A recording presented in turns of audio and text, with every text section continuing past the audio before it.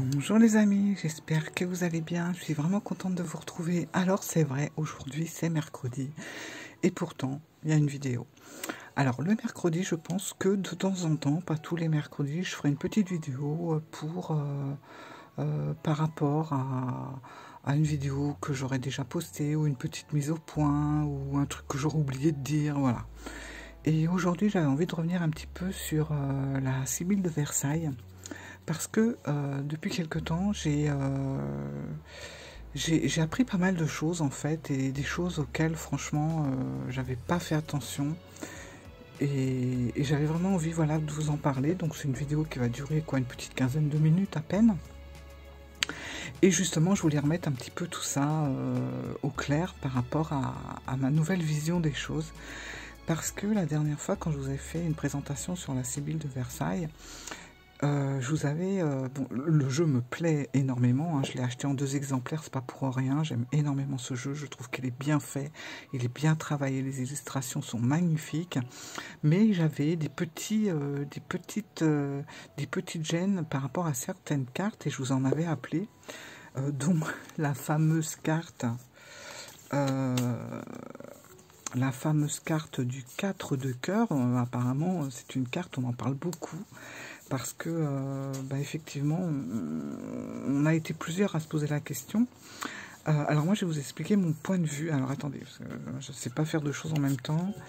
Voilà, la fameuse maison de ville, donc c'est la carte du 4 de cœur.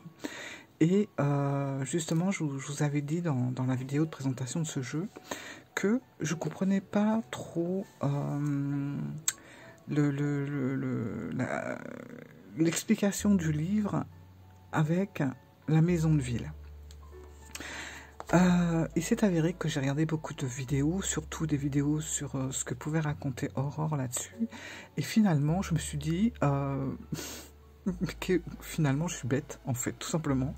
Je n'ai pas percuté, j'ai fait un parallèle complètement idiot entre la maison du Petit Lenormand et la maison de ville de la Sibylle des salons en général et de la Sibylle de Versailles. Voilà, chose qu'il ne faut surtout pas faire puisque on n'est pas du tout déjà dans le même jeu. Et il faut savoir que le Petit Lenormand, alors effectivement le Petit Lenormand, la maison, c'est un lieu de réconfort, c'est un lieu de famille, c'est vraiment le cocon. Où on s'y sent bien, etc., où on retrouve ses repères, c'est une carte d'ancrage, mais je crois qu'on a été pas mal, et moi la première, à faire le parallèle justement avec ça, et de se dire la maison de ville, et ben voilà, c'est pareil. Alors que pas du tout, c'est justement plutôt le contraire, et Aurore nous l'explique très bien. Et en plus, j'avais pas vraiment d'excuses, parce que il y a une erreur que j'ai faite, c'est que j'ai regardé le livre, j'ai regardé l'image, et je me suis dit, c'est bizarre, je suis paumée, ça se trouve que ça ne correspond pas et tout. Mais il y a une chose que j'ai oublié de regarder. Et ça, par contre, j'ai pas d'excuse là-dessus. J'ai oublié de regarder tout simplement la correspondance de cartomancie qui se trouve ici. Voilà. Et ça, je ne l'ai pas vraiment regardé, je ne l'ai même pas regardé du tout. Et j'aurais dû, parce que je pense que les anciens jeux, vous savez, étaient vraiment beaucoup basés sur la cartomancie traditionnelle. En fait, si on n'apprend pas la cartomancie, il y a plein de jeux qui vont nous échapper. Que ça soit même le Petit Lenormand, hein, le Grand Lenormand, les Sibylles, etc. Et moi, j'ai pas d'excuses parce que justement, je suis en plein apprentissage avec le Grand Lenormand, de ces fameuses cartes de cartomancie, chose que je m'arrêtais pas vraiment à ça avant, et c'est une erreur parce que ça nous apporte énormément, et j'ai pas fait attention à ça. Et effectivement, le 4 de cœur, c'est vraiment une carte qui va plutôt nous mettre sur nos gardes par rapport à la trahison, à la fourberie, à la fausseté. Enfin, c'est pas une carte très sympathique. Voilà, c'est pas la maison du Petit Lenormand. Et je pense qu'on est beaucoup à faire cette erreur. Ça n'a rien à voir. En plus, dans ma présentation, là où j'avais encore le moins d'excuses, c'est que je vous ai précisé que ici, alors on est on arrive sur la cour de marbre là, et au-dessus, on a les appartements de Madame du Barry. effectivement, comme le dit si bien Aurore, mais moi, ça, je l'avais complètement zappé. Hein, c'est vraiment, je sais pas. Bref, effectivement, Madame du Barry, à la cour, avec Louis XV, on peut pas dire que c'est une personne qui était très bon, bref, on l'appréciait pas plus que ça, quoi. Hein. On savait d'où elle venait. Les filles de Louis XV ne pouvaient pas la voir. Enfin, bref, elle était un petit peu... Bon, voilà, elle avait des mœurs. Bon, on savait d'où elle venait. Bon, bref, elle n'était pas très acceptée à la cour. Et pourtant, Louis XV en a fait une de ses favorites principales. Enfin, bref. Et on sait justement que quand la du Barry est arrivée à la cour, ça a un petit peu foutu le bazar. Voilà. Et justement, de faire cette entrée sur la cour de marbre avec les appartements de du Barry au-dessus, et avec, si on prend en compte en plus le 4 de cœur, c'est clair qu'on n'est pas dans une carte où voilà, c'est le cocooning parfait de la famille. Non, pas du tout. Là, on se rend compte directement qu'on est dans une carte où il y a de la médisance, il y a de la fausseté, il y a tout ça. Alors, pas forcément de la part de du Barry, mais aussi forcément de la part des gens qui étaient autour de Louis XV et qui ne trouvaient pas cette relation très... Enfin, c'était pas bien vu de fréquenter ce genre de femme à la cour. Voilà. Et du coup... la maison d'huile avec ce dessin-là, je trouvais que c'était hyper pertinent parce que Aurore nous a pas mis le château de Versailles côté jardin, ça n'aurait pas eu de sens en fait, mais elle nous l'a bien mis là où il y avait justement les appartements du Barry au-dessus. Et là, ça prend tout son sens, surtout si on prend la signification du 4 de cœur.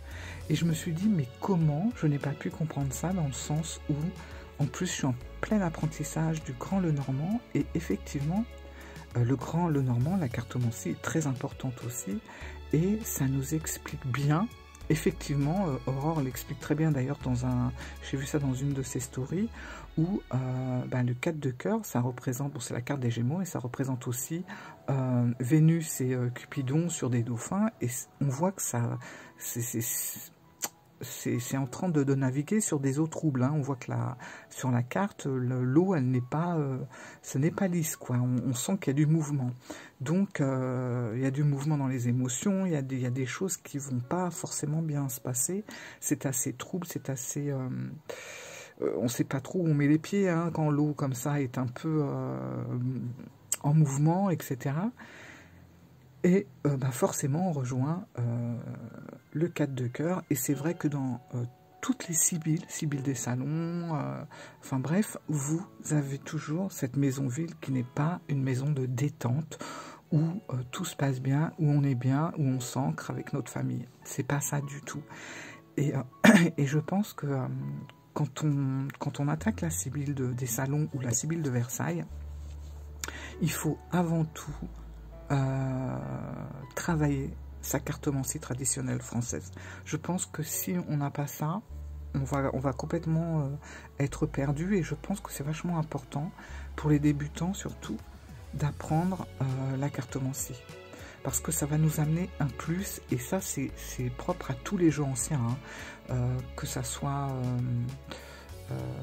justement le petit Lenormand, le grand Lenormand, bon, il y a plein d'autres jeux comme ça où la cartomancie était mise en avant, et pour cause, puisque c'était à la cour et à l'époque, c'était qu'avec des jeux de cartes traditionnels. On n'avait pas des oracles, des tarots de toutes sortes, donc voilà. Et je pense que ça, c'est vachement important de le prendre en compte si on veut comprendre la signification des Sibylles. Et surtout, ne pas faire le parallèle entre le petit Lenormand et la Sibylle de Versailles, parce que ça, je pense que c'est une erreur qu'on fait tous et toutes. D'ailleurs, je l'ai faite, alors j'avais vraiment pas d'excuses en étant en plein apprentissage de la cartomancie, Mais bon, voilà, je l'ai fait. C'est pour ça que je fais cette vidéo maintenant, d'ailleurs. Et je pense que, voilà, c'est très important d'apprendre la cartomancie si on veut vraiment comprendre toutes les facettes et toutes les significations des cartes de la Sibylle. Je trouve que c'est vraiment finalement, vraiment j'ai tout repris en main et le livre est vraiment, enfin tout ce qui est écrit dans le livre est vraiment en corrélation avec la cartomancie. Et Aurore n'a rien changé, elle le dit elle-même, elle n'a rien changé, elle a pris le jeu tel, enfin la Sibylle de Salon, elle l'a pris tel que, elle en a fait la Sibylle de Versailles sans rien changer. Et heureusement, moi je suis la première à pester quand on change, quand on renomme les cartes. D'ailleurs, j'avais fait une vidéo sur le grand TTA où franchement, ça m'a... Justement, j'ai pesté là-dessus. Pourquoi on a renommé les cartes? Pourquoi on n'a pas gardé les noms d'origine? Pourquoi on a tout changé? Et ça m'a vraiment... C'est pas que ça m'a contrarié, hein, mais... j'ai pas apprécié, voilà, qu'on prenne cette liberté de changer les noms, etc. Sur le grand TTA, ça a été le cas dans les nouvelles versions, et franchement, je vous conseille de rechercher les anciennes versions où on avait les noms d'origine. Donc c'est important de ne pas changer les noms. Aurore a justement respecté ça. Et après, voilà, les explications... pour moi, elles sont justes. Enfin, il faut pas non plus... voilà, je crois qu'il y a une autre carte qui est un peu dans ce sens-là, où il y a un petit décalage aussi. Mais ça va être... Non, c'est pas le flatteur, je crois que c'est le voleur, je sais plus. Où vous allez lire le livre et vous allez vous dire, mais ça colle pas, c'est en décalage. Oui, mais fiez-vous à ce que vous avez ici. Voilà. Avant toute chose, parce que ce jeu, il a été très bien fait. Bon, je vous parle même pas des illustrations, hein, mais il a été très bien écrit, et c'est quelqu'un qui n'a pas changé le sens des cartes d'un jeu ancien. Elle a juste mis son titre, la Sibylle de Versailles, mais les appellations et puis tout ce qui est en lien avec la cartomancie a été respecté. Et je voulais remettre ça dans le bon sens, parce que moi, la première, j'ai foncé tête baissée, je sais pas, j'ai vu maison, j'ai pensé le petit lot normand, voilà. Et c'est n'importe quoi, en fait. Donc, franchement, quand on commence à s'attaquer à des jeux anciens, je pense qu'il est important d'apprendre la cartomancie.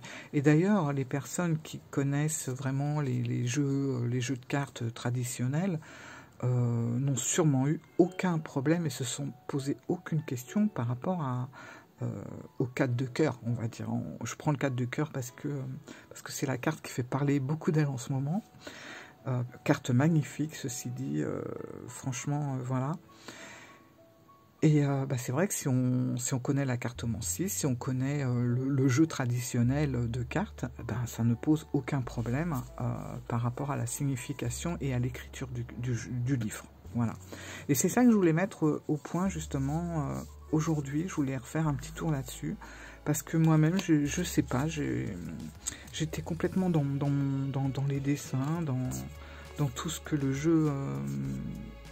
me renvoyait, et j'ai complètement zappé ce petit encadré qui a toute son importance, surtout dans les jeux anciens. Voilà mes amis, donc je voulais faire cette petite rectification. Voilà, et puis je vous dis à très bientôt, et on se retrouve en tout cas dimanche pour les jeux d'Iris. Je vous dis à très bientôt, plein de bisous, au revoir.